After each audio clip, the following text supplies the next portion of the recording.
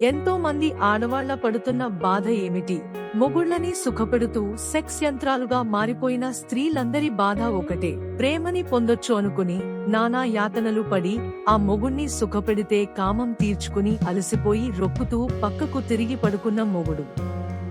నాకు అయిపోయింది, నువ్వు అటు తిరిగి పడుకో, ఈ రోజుకి చాలు ఇంది అంటాడు. కాని నీ భార్య నీతో సుఖపడిందా లేదా అనేది మగాడికి అవసరం లేదు. ఆమెకు భావప్రాప్తి రాకుండానే మొగుడు అవుట్ అయిపోతున్నాడు. మరి ఆమె బాధ ఎలా తీరాలి?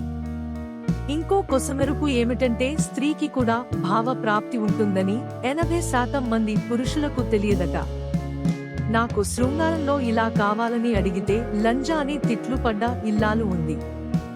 ఆమె తృప్తి పొందినట్లు నటించే భార్యలే అధికం. మనస్సు నిండా కోరిక ఉన్నా రాత్రవుతుందంటే నిరాశ చెందుతున్న స్త్రీలే ఎక్కువ. వయసొకటే, ఇద్దరిలో కోరికలెందుకు తీరడం లేదు? నీ భార్య నీపైన పడితే నీకు సరసం, కన్నుగీటితే స్త్రీని నీకు ఎప్పుడూ అదే యావ అంటాడు ఆ మొగుడు. నువ్వు ముద్దులు పెడితే రసికుడివి, నేను ముద్దు కావాలని అడిగితే బజారుదాన్ని. నీ కోరిక తీరగానే నువ్వు కుప్పకూలి పక్కకు తిరిగి పడుకుంటావు. నేను నోరు తెరిచి అడిగితే నా ఆశ మాత్రం బరితెగించిన ఆతృత అంటావు. నీ పంటిగాట్లేమో గాఢమోహం అంటావు, నా గోటిగాట్లు మాత్రం పసుకామం అంటావు. ఎన్నెన్ని ఆశలు పగలంతా పడిగాపులు గాచుంటాయి. నీ రాత్రి రాక కోసం పనైపోయాక పడేసిన ఆ కండోంకి తనకు ఏదైనా తేడా ఉందా?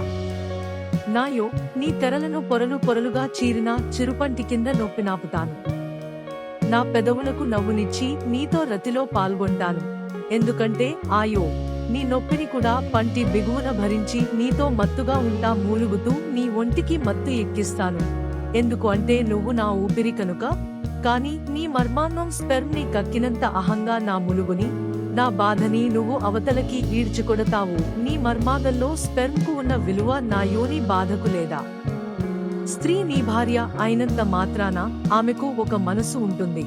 దాన్ని అర్థం చేసుకునే భర్తలు ఎందరూ ఈ రోజుల్లో? భార్య ముందే ఆ సినిమాలో హీరోయిన్ బాగుంది, పక్కింటి ఆవిడ సూపర్ ఉంది అని పెళ్ళాం ముందే వాళ్ల అందాలను పొగుడుతూ వేరే స్త్రీల వంక ఆత్రంగా చూస్తుంటే ఆమె ఏమి చేయగలదు? నీ శరీర వాంఛను తీర్చి దాని ద్వారా వచ్చే గర్భాన్ని మోస్తూ నీ వంశాన్ని ముందుకు తీసుకుని వెళ్లి నీకు బిడ్డలు కన్నా నీ భార్య శరీరం ఇంకా 32,34,38 సైజులలోనే ఉంటుందా? ఆలోచించలేని మగజాతి అణిముత్యాలకు ఈ విషయం ఎప్పటికీ అర్థం కాదు. ఎందుకు అంటే నీకు సుఖం ఇవ్వాలి, నీ వంశం ముందుకు తీసుకుని వెళ్ళాలి. కాని ఏమీ జరిగినా పెళ్ళాం కత్తిలాగా ఉండాలి. ఎలా సాధ్యం ఆలోచించవా? ఎప్పుడూ దానికి దీనికి ఫోన్ చేసుకోవటమే తప్ప నీ భార్యకు ఫోన్ చేసి కనీసం తిన్నవా నువ్వు అనే మొగుళ్ళు ఎందరు?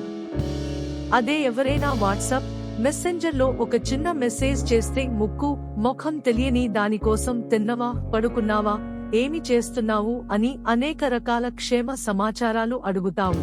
మరి ఇంట్లో ఉన్న పెళ్ళాం ఏమీ పాపం చేసింది? శోభనము రాత్రి ఉన్న ఇంట్రెస్ట్ పిల్లలు పుట్టాక ఎందుకు కలగటం లేదు? ఎప్పుడైనా ఆలోచించారా?